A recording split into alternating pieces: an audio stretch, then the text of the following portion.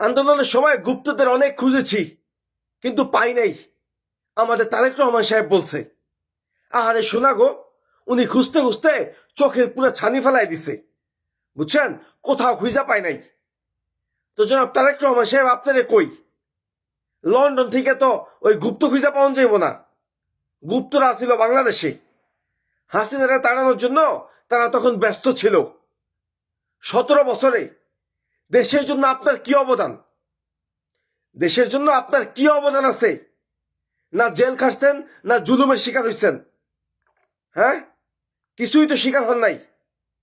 এখন সুযোগ পায়া গুপ্ত গুপ্ত নিয়ে খোঁচাখুচি করেন।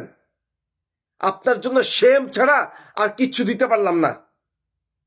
আফসোস লাগে। আপনার চারপাশে তো এখন মনে করা হচ্ছে সমস্ত দালালদেরকে নিয়ে ঘোরাফেরা করেন। অতএব কথাবার্তা আপনার ওই দালালের মতোই হইব। আমাদের এই জাতির কপালটাই খারাপ। দালাল ছাড়া ভালো মানুষ আমাদের কপালে জোটে না। 17 বছর নিজেই আসছিলেন গুপ্ত সাইজা, এখন অন্যের এখন গুপ্ত। 17 বছরের বাংলাদেশের হাসিনার সেই ফ্যাসিবাদের আমলে আপনি তারেক রহমানের বাংলাদেশের কোনো চিপাই চাপায় খুঁজে পাওয়া যায় নাই। কোনো আন্দোলন সংগ্রামে আপনারা দেখতে পাইনি আমরা। লন্ডনে বৈশা বৈশা আরাম আয়েশের জিন্দিগি আপনি পালন করছেন বউ পোলাপান নিয়া। আপনার মা পর্যন্ত অত্যাচারের শিকার হয়েছে। আপনার সাহস হয় নাই বাংলাদেশে আইসা হাসিনারে ফেস করার।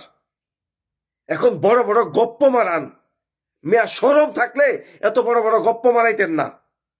হায়া লজ্জা সব তো খায়া ফেলাইছেন।